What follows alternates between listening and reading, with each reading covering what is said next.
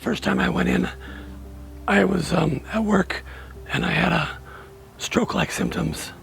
I couldn't remember anything within the last few minutes. Went to the ER and they did a bunch of tests, MRI, CAT scan, EKG, thinking I was having a stroke. Didn't suspect COVID at all. About 2 or 3 days later, I started having fever, chills, aches, and then they had me come in for a COVID test. The test came back positive for COVID.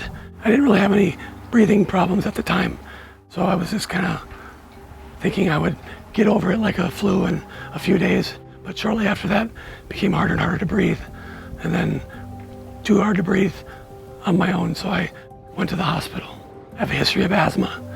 I guess it would be pretty bad as a child, but I hadn't had any real serious symptoms as an adult for probably 10 years.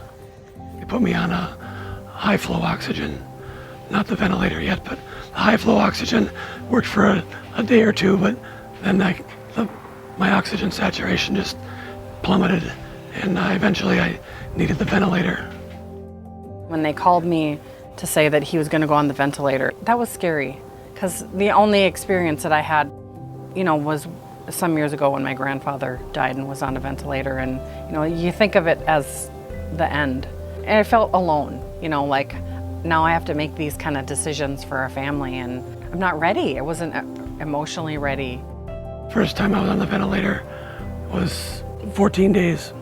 Then I came off for a day or two, and then I kind of crashed again and had to go back on the ventilator second time for 11 more days.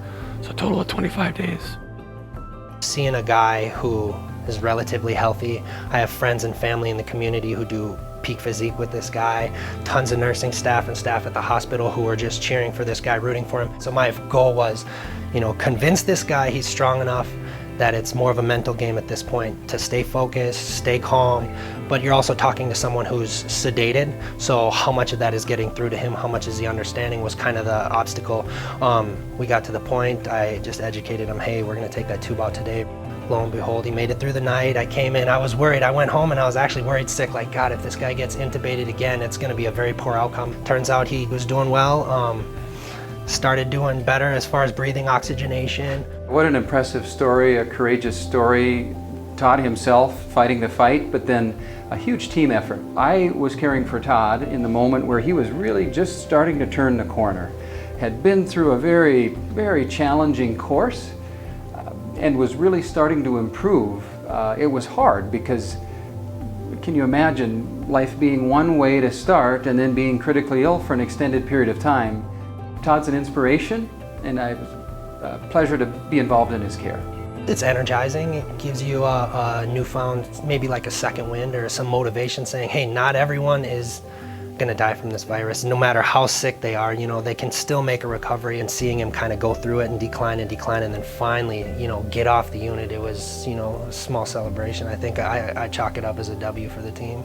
So I'm going through physical therapy, occupational therapy, and speech therapy every week. So I'm working on my strength, doing some lifting, weightlifting, because I'm probably about 70% of my strength before all this happened.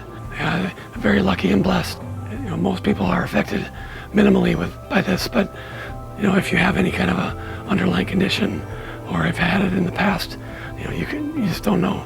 It's such a crazy virus that you could be healthy one day and in the hospital the next day. You just don't know, and you don't know if you're spreading it to others because it's kind of a silent disease. Certainly the odds are better if you're younger, but they're not zero. And if you contract the illness, there's a percentage chance that it could be very hard on you like it was on Todd.